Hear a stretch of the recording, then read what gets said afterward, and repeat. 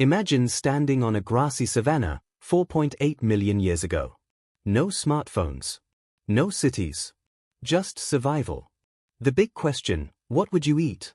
This was the dawn of early hominins, our very first ancestors. They weren't hunting mammoths or roasting meat yet. Instead, they lived more like modern apes, eating what was available in the wild. Their diet? Fruits, leaves, nuts, and seeds. They foraged in forests and open plains, using sharp senses and instinct to find food. Survival was a full-time job. These early humans weren't picky eaters, they were opportunists. If it could be chewed or sucked, it went into their mouths. They didn't cook.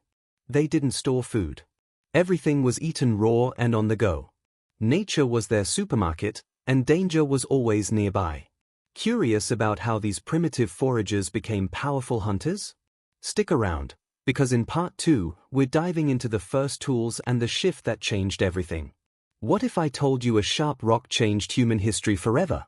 Around 2.5 million years ago, our ancestors picked up stones, and everything changed. These weren't just rocks, they were the world's first tools. With them, early humans could crack open bones to access marrow, slice meat from carcasses, and dig for roots more efficiently. For the first time, meat entered the diet, not from hunting, but from scavenging. Imagine fighting off vultures and hyenas just to chew on old meat. Gross? Maybe. Necessary? Absolutely. This high-energy food source boosted brain development and sparked a major evolutionary leap. The diet of our ancestors expanded, and so did their intelligence. Think that's intense? Wait until part 3, where we explore how hunting and cooperation transformed us from scavengers to apex predators. Imagine chasing a wild antelope for hours, on foot. No weapons. Just determination. Persistence hunting became a game changer. Our ancestors didn't need to be the fastest, they needed to outlast their prey. Using teamwork, they tracked animals across open terrain until the animal collapsed from exhaustion. This required communication, planning, and patience, the beginnings of true human intelligence. Once caught, meat wasn't just food. It was a symbol. It built bonds, created leaders, and shaped early society. Fire hadn't entered the picture yet, but raw meat was becoming a staple. Ready to discover how fire revolutionized everything? In part 4, we'll explore how cooking reshaped not just our meals, but our entire species. What if one spark gave rise to modern humans? Fire changed everything. It made food safer, easier to chew, and more nutritious. Our ancestors no longer needed huge guts to digest raw roots and meat. Energy was redirected to brain development. Cooked food gave us time.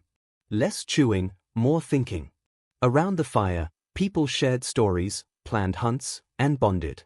The act of cooking became a social event, a sacred ritual. Fire didn't just keep predators away, it brought humans together. But evolution didn't stop there. In part 5, we'll dig into how early humans adapted to changing climates, and how their diets evolved with the Earth itself. What happens when your food disappears overnight? As Earth's climate shifted, forests gave way to grasslands. Rivers dried up. Animal migrations changed. Early humans had to adapt, or die. Those who thrived were the ones who could switch diets quickly. Grains, tubers, and even insects became crucial parts of their survival. Some began storing food, experimenting with preservation techniques, and exploring new territories. Flexibility was key. The ability to eat what was available, no matter how weird or unfamiliar, kept them alive. So, what did all this adaptation lead to? In our final part, we'll explore the birth of agriculture and how the human diet became what it is today. From wild berries to supermarkets, how did we get here? Around 10,000 years ago, humans made the biggest leap of all, farming. We stopped chasing food and started growing it. Wheat, barley, rice, corn, these became staples. But with farming came consequences: shorter height, more disease, and nutritional deficiencies. Still, it gave us control.